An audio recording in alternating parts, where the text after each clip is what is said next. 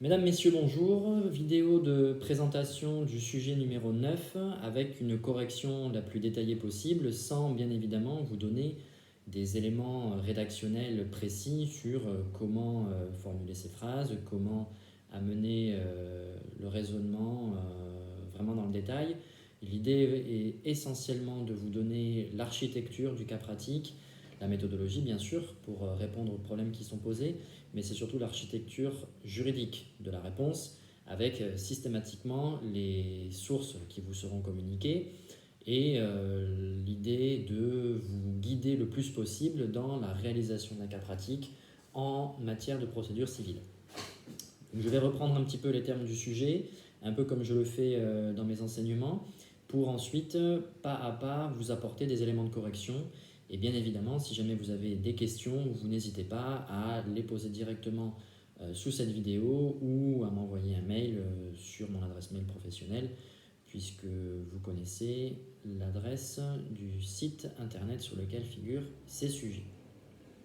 Donc le sujet numéro 9 est lié à un cas pratique portant sur M. Slimane, qui est propriétaire d'une maison à Arcachon, qui veut monter un petit business de maison d'hôtes, mais qui a la malchance d'avoir un voisin, M. Zemmour, assez solitaire, pour dire les choses de manière assez policée.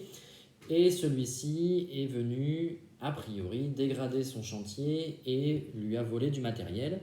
M. Slimane est convaincu en tout cas que c'est lui qui est l'auteur de ces dégradations et il chiffre son préjudice à la somme de 20 000 euros et il décide de prendre attache avec un avocat et plus précisément une célarle d'avocat qui s'appelle Arc Avocat. Évidemment, c'est un nom inventé.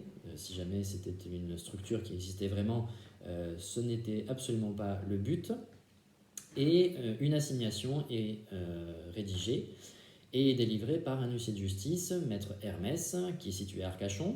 Il délivre l'assignation, le bordereau de pièces et les pièces, et l'acte de signification précise que M. Zemmour était donc absent, puisqu'il se réfère à la boîte aux lettres et la confirmation de ce que M. Zemmour vit bien à l'adresse indiquée, qui est confirmée par le voisinage. Conformément à la procédure actuelle, il n'y a pas de date d'audience indiquée, puisque c'est une assignation qui est réalisée avant le 1er septembre et dans le cadre des procédures devant le tribunal judiciaire, seul à compter du 1er septembre devra être indiquée une date d'audience, en faisant le parallèle avec le tribunal de grande instance avant. Donc pour l'instant, il n'y a pas de date d'audience, c'est ce que vous précise le sujet, et il est bien mentionné qu'il est invité à constituer avocat, dans la mesure où la représentation par avocat est obligatoire. L'audience de conférence a lieu le 8 janvier, un juge de la mise en état est désigné. Comme M. Zemmour ne constitue pas avocat, la CELAR, Arc Avocat, demande à ce que l'affaire soit clôturée et fixée, ce qui est tout à fait possible en pratique. Lorsque vous n'avez pas d'adversaire qui se constitue, vous n'attendez pas des mois et des mois que ce dernier veuille bien bouger le petit doigt. Donc, l'audience est fixée au 6 juillet 2020. Et le sujet vous explique à ce moment-là que M. Slimane provoque un peu M. Zemmour et lui dit « À bientôt devant le tribunal, tu vas prendre une raclée ». M. Zemmour, ne comprenant pas, contacte le greffe du tribunal judiciaire et il apprend le 29 juin que l'audience de plaidoirie a lieu une semaine plus tard. Concrètement, il ignore l'existence du procès. Il vous est indiqué qu'il prend attache avec un avocat, Maître Nolot, qui est avocat au barreau de Bordeaux, et qui se constitue donc le 30 juin. Et la question qui vous est posée est « Que conseillez-vous à ce dernier ?» à ce stade de l'affaire. Donc en gros, vous êtes à la place de Maître Nolot, vous avez M. Zemmour qui vient vous voir le 29 juin, il vous dit il y a une assignation, on va considérer qu'il a reçu copie de l'assignation, avec le bordereau et les pièces, puisque tout a été signifié en même temps. Et donc M. Nolot intervient à ce moment-là, que peut-il faire? Lui, il découvre que l'audience de plaidoirie est fixée le 6 juillet et surtout qu'il y a eu une ordonnance de clôture qui est intervenue. Là, vous avez plusieurs problèmes qui se posent à la rédaction du sujet. La première chose qu'il faut vraiment vérifier, c'est de voir à quel moment du procès je suis. Ça, c'est un des conseils que je peux vous donner et que je vous donnerai régulièrement dans ces vidéos. C'est que la manière d'apprendre la procédure civile ne doit pas se faire bêtement. On ne doit pas uniquement ingurgiter des notions qui ne sont pas forcément difficiles, mais qui sont nombreuses. Il faut vraiment avoir une vision linéaire du procès et bien comprendre que chaque thème de cours est lié à d'autres. C'est un mécanisme de tiroir qui fait qu'à partir du moment où vous avez ciblé le problème juridique, vous n'êtes pas censé aller chercher des notions qui ne sont pas en lien avec celle-ci. Donc tout ça, on y reviendra. Il y a d'autres vidéos de présentation sur la méthode pour réviser la procédure civile, je vous y renvoie. Ici, vous voyez, en lisant le sujet, d'emblée, le rédacteur du sujet vient vous mettre un petit indice. Il vous dit que M. Slimane est allé voir une CELARL, arc avocat. On ne vous parle pas d'un nom d'avocat précis, on vous parle d'une structure. Et on ne vient pas vous dire derrière que le nom de l'avocat précis est mentionné. Ça doit déjà vous alerter. Et puis vous découvrez ensuite que manifestement la signification n'a pas été faite à personne, puisque l'huissier s'est référé au nom figurant sur la boîte aux lettres et au voisinage. Donc M. Zemmour n'a pas connaissance de l'assignation. Et l'altercation qu'il a avec M. Slimane une semaine avant le procès, et il se rend compte, on vous dit bien, il se rend compte qu'il y a une audience, concrètement, M. Zemmour n'avait pas connaissance de la date d'audience. Il n'avait pas connaissance de l'assignation ni de la date d'audience. Donc vous êtes l'avocat, M. Nolot, maître Nolot, vous vous demandez qu'est-ce que je vais bien pouvoir faire pour lui. J'ai deux options, soit je me plains de ce que M. Zemmour n'avait pas connaissance de tout cela, et donc je fais en sorte d'obtenir un renvoi, tout simplement. Ça, c'est ce qui peut se passer dans la pratique, sauf que je ne peux plus le faire dans la mesure où l'audience de plaidoirie intervient la semaine prochaine, qu'il y a eu l'ordonnance de clôture. Donc la seule chose que je peux faire concrètement, et c'est ce à quoi m'invite le cas pratique, c'est de demander la révocation d'ordonnance de clôture, etc. Soit, c'est une autre stratégie qui peut s'entendre dans la vie réelle, mais qui est risquée, c'est de dire à M. Zemmour, bon, je ne me constitue pas, vous serez condamné, mais comme vous n'avez pas eu connaissance de l'assignation et qu'a priori elle est entachée d'un vice, j'obtiendrai la nullité de cette assignation et on pourra tout recommencer, ça emmerdera M. Slimane, mais vous risquez quand même d'être condamné. C'est quelque chose qu'on ne peut pas vraiment conseiller à quelqu'un dans la vraie vie. Donc on va partir sur la première option, qui est de constater que bon, je suis l'avocat, je me suis constitué, j'ai 6 jours avant l'audience, qu'est-ce que je fais? La seule manière pour moi d'obtenir la possibilité de faire valoir les observations, les arguments et la défense de mon client M. Zemmour, c'est de demander la révocation de l'ordonnance de clôture. Vous savez que pour obtenir la révocation de l'ordonnance de clôture, il faut avoir la possibilité de justifier une cause grave.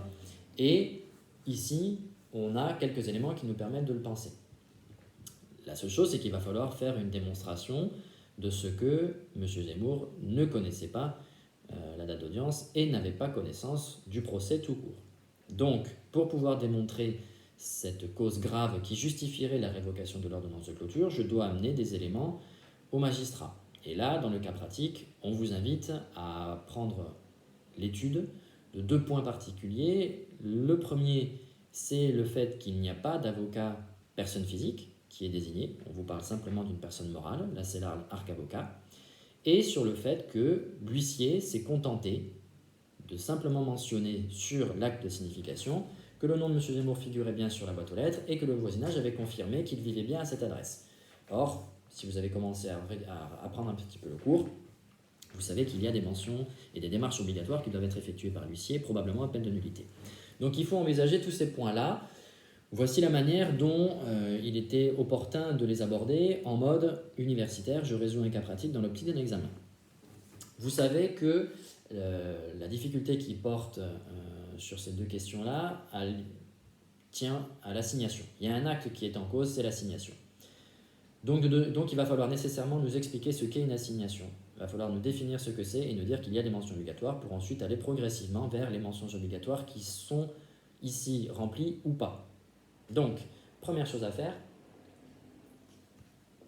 vous devez informer le correcteur de ce que vous savez, où figure l'assignation dans le code et surtout à quoi correspond cet acte-là. Donc dès que vous avez une difficulté s'agissant d'une assignation, les articles sont toujours les mêmes, c'est ça l'avantage du droit, c'est que les codes et les articles ne bougent pas. Assignation d'emblée, vous devez avoir en tête les articles 54, 55 et 56 du Code de procédure civile.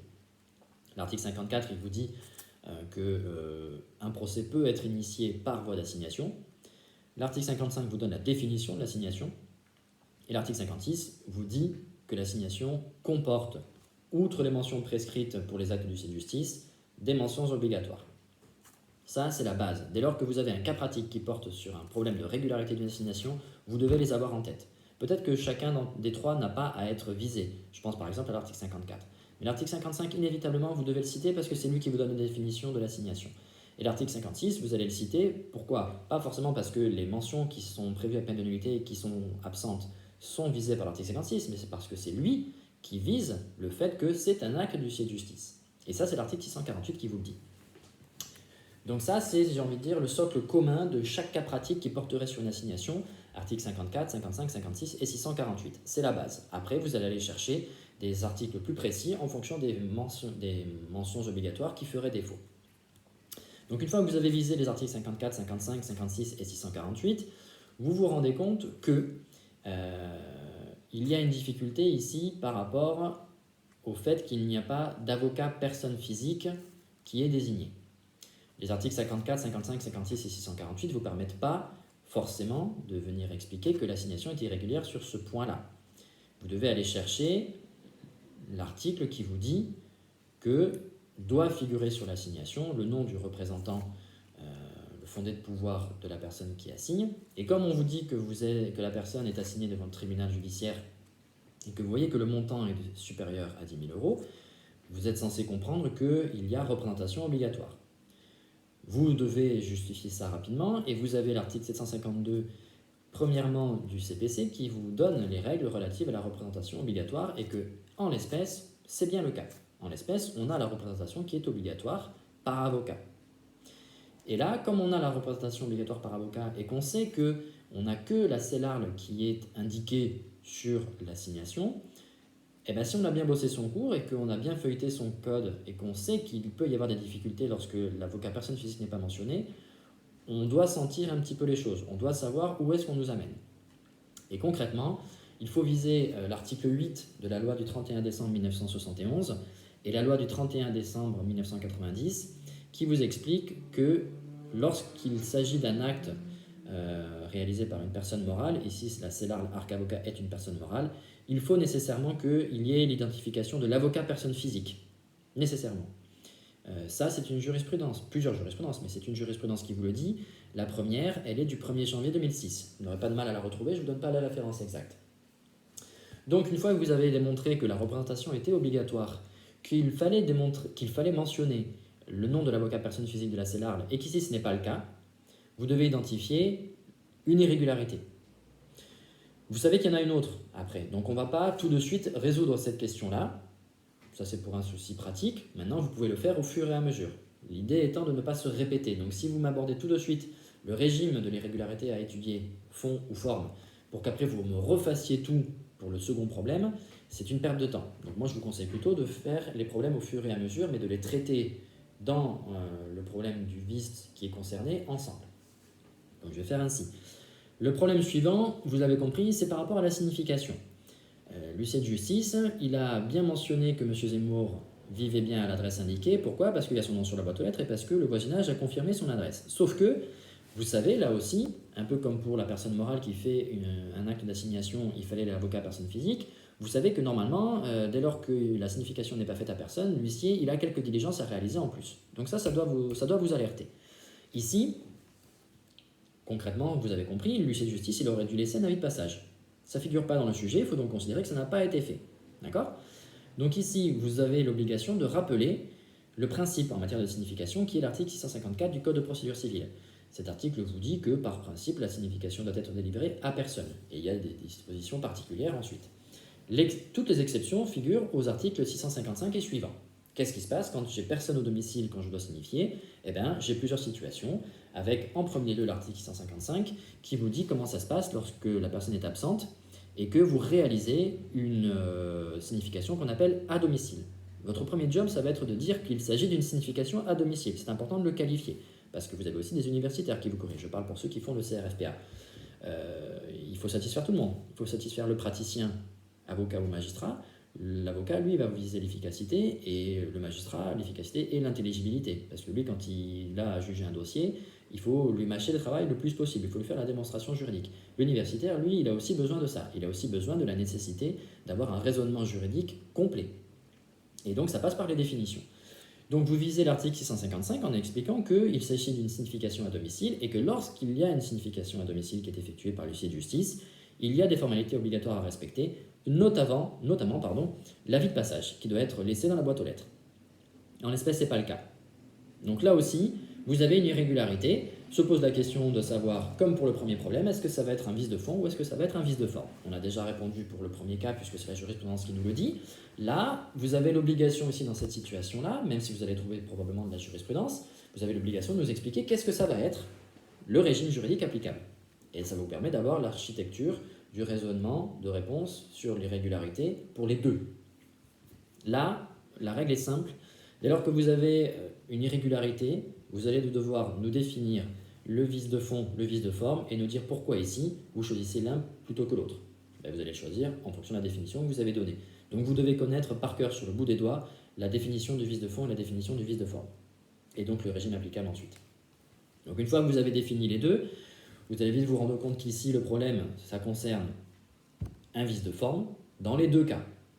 Vous le savez parce que la jurisprudence vous le dit dans le cas de la représentation obligatoire, puisqu'il pouvait y avoir débat, c'est pour ça que la Cour de cassation est intervenue. Pour certains, c'était du vice de fond, pour d'autres, c'était du vice de forme. La jurisprudence vous le dit. Donc une fois que vous avez dit que la jurisprudence identifie cela comme un vice de forme, vous pouvez appliquer le régime. Pour l'autre situation, la définition vous permet de dire que c'est un vice de forme, puisque c'est une mention obligatoire qui n'a pas été respectée. Vous devez ensuite nous indiquer quel est le régime applicable lorsque l'on a un problème lié au vice de forme. Ce sont les articles 112 et suivants du CPC, et vous avez notamment l'article 114, qui est l'article phare, qui vous permet de rappeler que pour qu'un acte soit déclaré nul pour vice de forme, il faut qu'un texte prévoie cette nullité, et il faut qu'un grief soit démontré. Donc ici, le texte qui prévoit la nullité, concrètement, pour le premier problème, c'est la jurisprudence qui vous le dit, pas de difficulté. Pour le second, c'est l'article 693. Là aussi, article magique. Pourquoi? Parce qu'il vous dit que les articles tant à tant sont prévus à peine de nullité. Ce qui est contenu dans ces articles-là est prévu à peine de nullité. Ben, ça tombe bien, l'article 693 prévoit que les dispositions de l'article 655 sont prévues à peine de nullité. Donc la première condition qui tient au texte, elle est remplie. La deuxième condition, la seconde condition précisément, elle doit être de déterminer et de caractériser, vous devez caractériser l'existence d'un grief. Le grief, là aussi, il vous faut connaître la définition par cœur, l'avantage c'est que c'est toujours la même.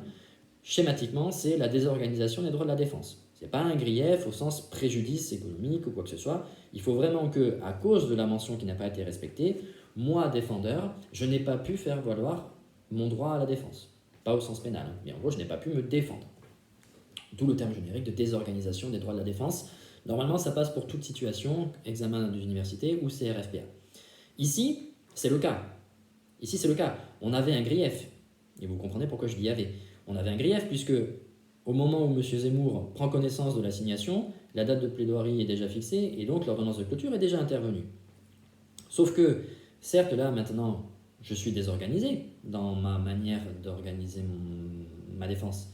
Mais j'ai pris un avocat qui, du coup, va pouvoir se servir de tout cela. Ça paraît compliqué de justifier un grief, ce d'autant plus que moi, ce que je veux, c'est obtenir la révocation de l'ordonnance de clôture. Donc, mon grief, je l'ai pour justifier de ma cause grave, mais pas pour obtenir la nullité de l'acte. Concrètement, mon acte, je peux démontrer qu'il y a une désorganisation des droits de la défense, mais comme mon objectif, c'est de solliciter la révocation de l'ordonnance de clôture pour pouvoir ensuite faire valoir mes droits, eh bien concrètement, je vais plutôt utiliser cette option. Maintenant, si vous, dans votre stratégie, vous voulez indiquer que je vais obtenir la nullité de l'assignation, il va falloir nous expliquer à qui vous allez la demander. Parce que l'ordonnance de clôture est intervenue, donc vous devez vous constituer, donc vous devez faire des conclusions spécialement adressées au JME, d'accord? Et donc tout ça, vous devez le développer. Ici, c'était a priori plus simple, ça n'empêche pas de faire des conclusions spécialement adressées au JME puisque je demande la révocation de l'ordonnance de clôture, mais concrètement, dans tous les cas, je dois demander la révocation de l'ordonnance de clôture, sinon je ne peux pas m'adresser au JME. Et donc à partir du moment où vous avez fait toutes ces démarches-là, vous êtes en mesure de faire valoir vos droits de la défense. Et donc ça paraît compliqué de justifier d'un grief à ce moment-là. Donc faites attention à la manière dont vous résolvez cette question et la manière dont vous l'argumentez.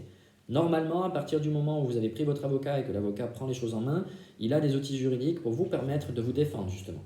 Or, le grief, c'est la désorganisation des droits de la défense. Donc a priori, on ne pouvait pas retenir de grief pour les deux situations, dans la mesure où la première, vous allez pouvoir éventuellement la régulariser dans le cadre des échanges par la suite, et la seconde, vous avez eu connaissance de la date d'audience, vous êtes en train de demander la révocation de l'ordonnance de clôture, donc a priori, vous ne pourrez pas obtenir la nullité de l'assignation. Mais encore une fois, tout ça est sujet à débat, en fonction de comment vous argumentez, pourquoi pas. En l'espèce ici, il était envisagé plutôt le fait de démontrer que tout le régime du vice de forme s'appliquait pour les deux problèmes posés, mais que dans les deux cas, il était compliqué de démontrer un grief dans la mesure où maintenant j'interviens.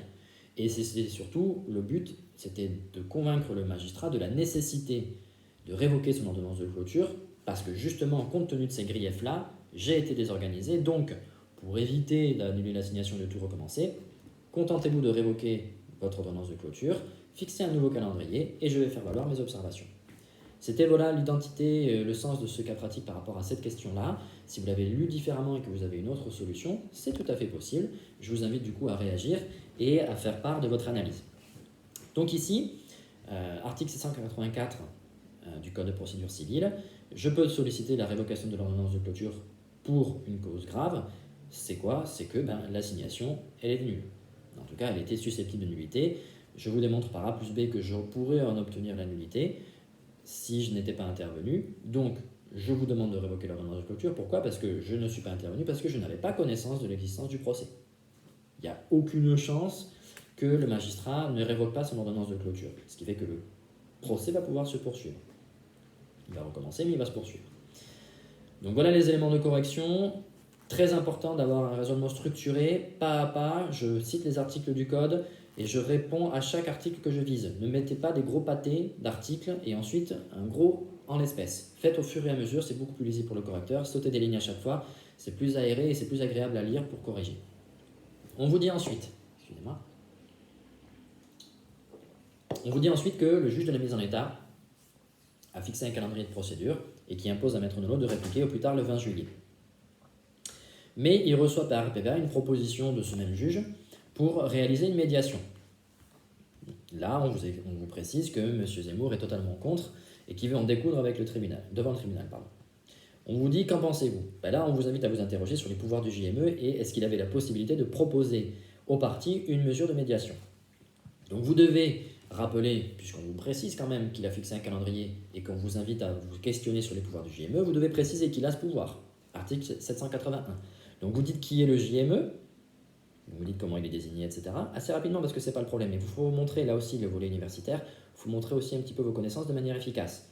Ça ne sert à rien d'étaler ses connaissances de cours inutilement, mais là on vous parle du JME, c'est la première fois qu'on vous demande de l'aborder, donc vous définissez et là vous parlez de ses pouvoirs. 781, il a le pouvoir de fixer un calendrier de procédure. Article 785, c'est cool, c'est 4 articles après, ça ne devrait pas être trop dur à trouver. Il suffisait de lire son code. Article 785, il peut désigner un médiateur en respectant les dispositions de l'article 131-1 du Code de procédure civile qui impose de consulter les parties. Manifestement, c'est le cas puisqu'il a demandé par RPVA à Maître Nolot si M. Zemmour était d'accord. On vous dit que M. Zemmour est totalement contre, donc la procédure est régulière dans le sens où le juge de la mise en état a respecté les préconisations de l'article 785. Il pouvait demander à ce qu'un médiateur soit désigné, il fallait consulter les parties pour obtenir leur accord. M. Zemmour n'étant pas d'accord, ça ne peut pas aller plus loin.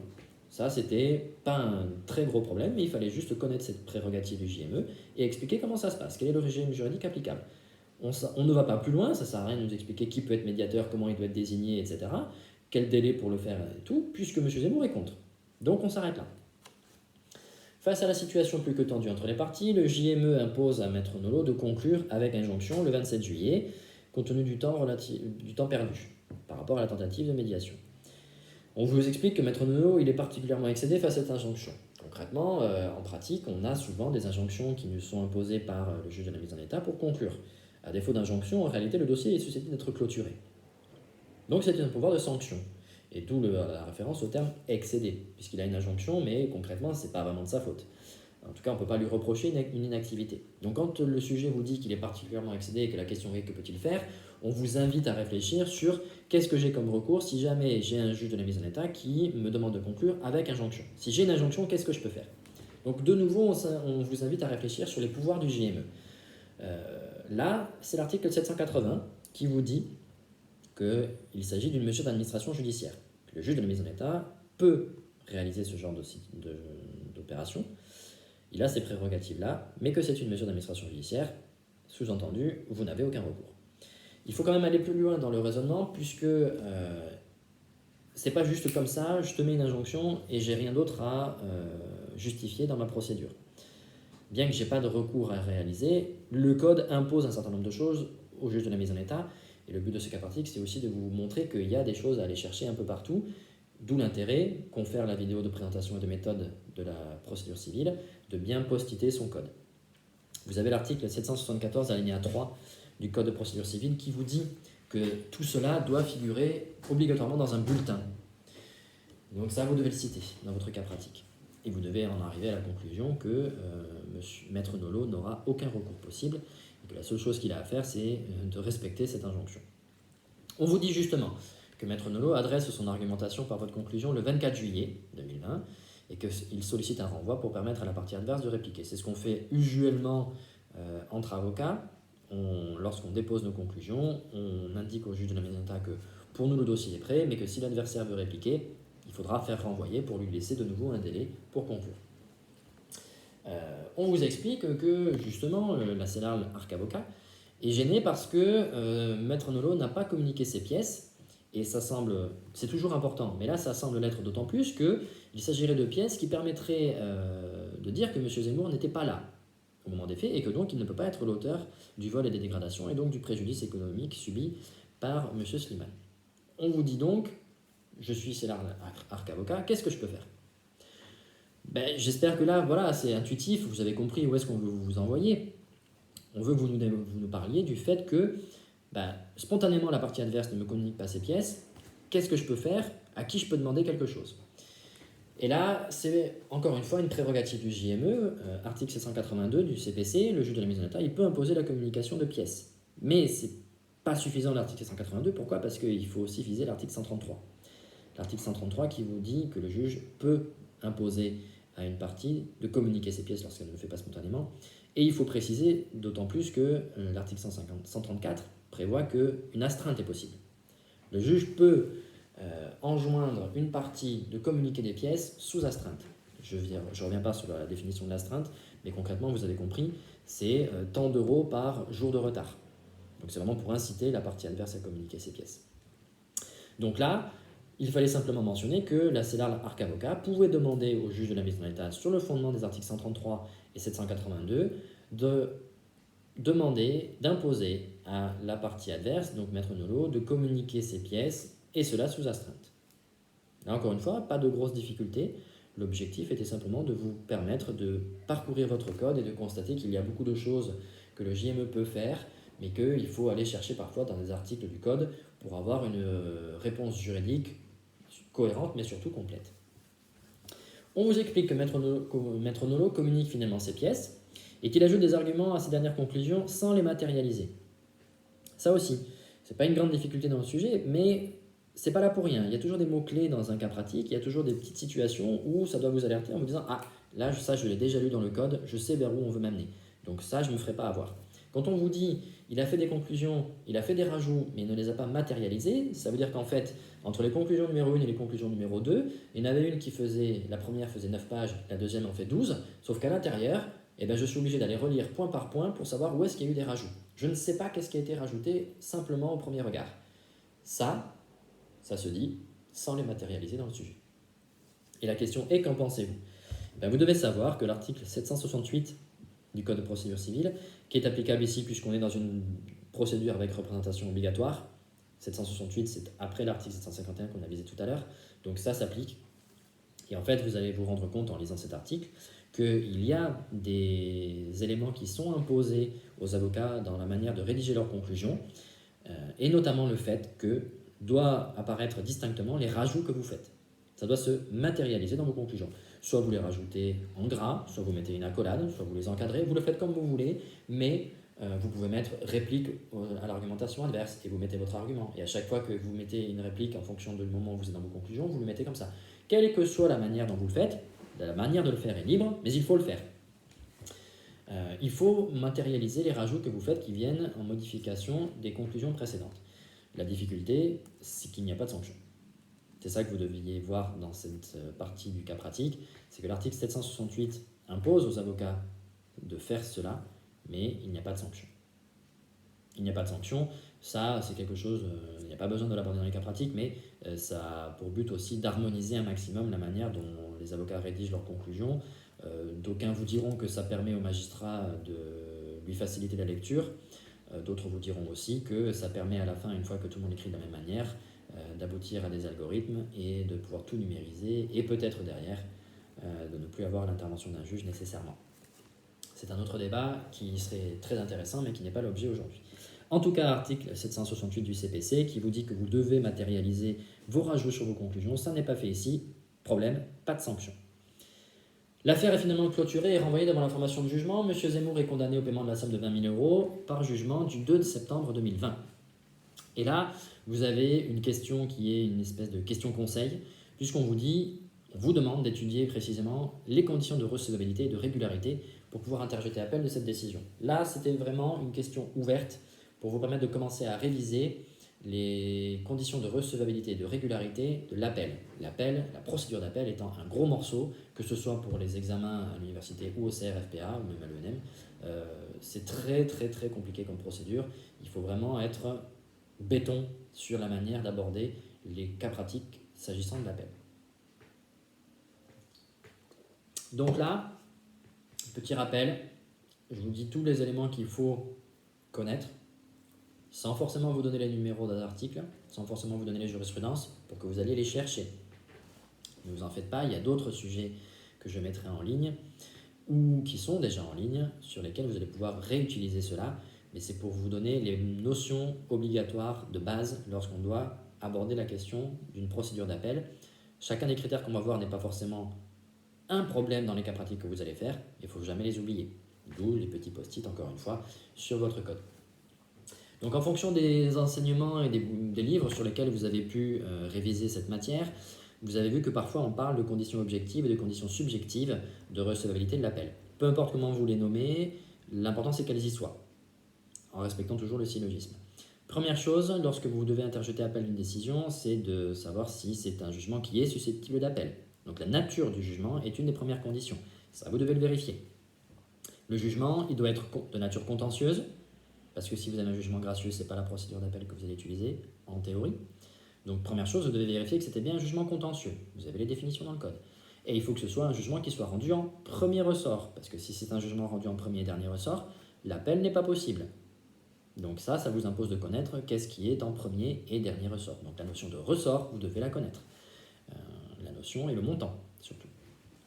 Donc première chose, je vérifie la nature du jugement. Le jugement contentieux est rendu en premier ressort, c'est-à-dire est-ce qu'il est susceptible d'appel. Puisque je veux faire appel, je vais donner la définition de l'appel. Donc là aussi, vous avez des articles. Je vous donne simplement la fourchette, 540, etc. Donc vous devez aller chercher l'article et vous devez nous dire qu'est-ce que c'est que l'appel, qu'est-ce que ça a comme effet, principalement. Il y a deux effets principaux. Ça sert à rien d'aller tous les chercher, mais vous devez les mentionner. En tout cas, là, à ce stade, vous devez préciser, puisque c'est une question conseil. On vous demande d'expliquer comment ça se passe. Donc vous devez nous donner les effets. Maintenant, si dans le sujet que vous allez traiter plus tard d'un cas pratique, il n'est pas question du problème, par exemple, de l'effet suspensif, il n'y a pas besoin de le citer. On n'est pas là pour étaler ses connaissances, on est là pour résoudre un cas pratique de manière efficace. Donc n'oubliez pas, définition de l'appel, quels sont ses effets. Et c'est là qu'on a les conditions de recevabilité, les conditions de régularité. Conditions de recevabilité, c'est comme en première instance. Intérêt, qualité. Vous devez les vérifier chacune d'elles. Il y a des articles, il y a des définitions. Par exemple, l'intérêt, en appel, on dit qu'il était la mesure de la succombance. Ça veut dire quoi? Ça veut dire que si j'ai obtenu totalement gain de cause en première instance, je ne peux pas faire appel. Si je demandais 20 000 € et que j'ai 18 000 €, je peux faire appel. D'accord? Donc il y a l'intérêt, la qualité. La qualité, grosso modo, encore une fois, il faut être précis, mais c'est le fait d'avoir été parti en première instance. D'accord? Donc tout ça, vous devez le faire. Vous devez le démontrer. La question du délai.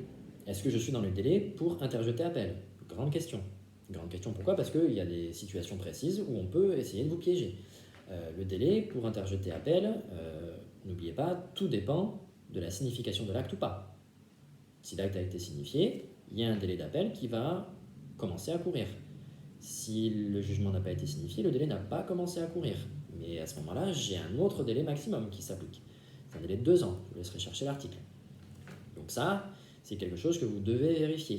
Dans le cas pratique, si on vous met des dates, c'est peut-être qu'on va essayer de vous piéger sur ce délai de forclusion. Est-ce que j'ai interjeté appel dans les délais ou pas? Est-ce que ce délai était susceptible d'être suspendu ou non? Il y a tout un tas d'éléments qui peuvent être sujets à cas pratique. Donc gardez bien ça en tête. J'ai aussi, comme autre condition, la nécessité de payer un timbre fiscal. Donc là aussi, c'est une référence au Code général des impôts, mais il y a un article dans le Code de procédure civile qui parle de ce timbre-là. Vous ne payez pas votre timbre, à défaut de bénéfice de l'aide juridictionnelle, votre appel sera irrecevable. Donc faites attention, il ne faut pas l'oublier. C'est rare les cas pratiques qui portent que sur la question du timbre. Mais il faut au moins le connaître. Si ça ne pose pas de difficulté dans un sujet, ça ne sert à rien d'en parler. Mais il n'empêche que vous saurez qu'il n'y a pas besoin d'en parler si vous le connaissez. Donc n'oubliez pas cette condition-là. De toute façon, vos fiches thématiques, elles doivent être extrêmement précises. On ne fait pas d'impasse. On connaît tout le régime et on sait comment l'appliquer. Quand on a un cas pratique, on sait ce sur quoi on nous attire et donc on sait de quoi il va falloir parler. Système de tiroir. On a ensuite les conditions de régularité. L'appel, il se matérialise par quoi? Il se matérialise par une déclaration d'appel. C'est un acte spécifique avec des mentions obligatoires. Vous devez les connaître. Vous devez savoir quelles sont les mentions obligatoires devant figurer sur la déclaration d'appel. C'est un contentieux important. Et la jurisprudence s'est beaucoup penchée sur la régularité des déclarations d'appel, notamment vice de fond, vice de forme. Il y a des avis, des arrêts. Il y a eu la réforme qui est intervenue au 1er janvier. Donc vous devez vraiment connaître ça sur le bout des doigts. En tout cas, comment se matérialise le fait d'interjeter appel? On réalise une déclaration d'appel. N'oubliez pas aussi, autre condition de régularité, c'est qu'elle doit être faite par voie électronique, uniquement par RPVA. Encore une fois, attention, c'est le principe. Ce n'est que si la procédure en appel impose une représentation obligatoire par avocat. Il y a des situations particulières. Je vous donne un indice, chambre sociale.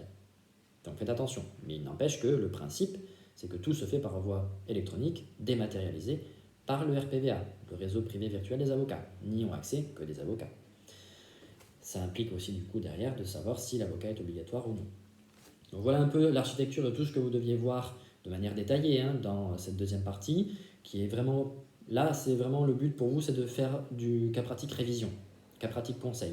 Comment ça se passe si je veux interjeter appel? J'ai tout ça. À quoi ça vous sert tout ça? Maintenant, si vous avez fait ça correctement, votre fiche, par rapport à la recevabilité et à la régularité de l'appel, elle est prête.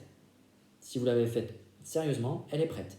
Vous avez mis la nature du jugement, toutes les conditions, à l'intérieur les définitions, les articles et les jurisprudences. Je pense par exemple aux mentions obligatoires de la déclaration d'appel. Il y a énormément de jurisprudence. Ça pourrait presque faire une fiche à elle toute seule. Mais il n'empêche que là, si vous avez tout fait concrètement de manière sérieuse et approfondie, votre fiche, elle est prête. Elle est prête jusqu'à ce que vous ayez votre examen, concours ou autre. Donc, nécessité de faire ces cas pratiques en connaissant le cours. Et maintenant que vous avez les éléments de correction, on peaufine, on approfondit. Et si vous avez des questions, vous n'hésitez pas. D'autres vidéos viendront sur les sujets qui sont déjà en ligne.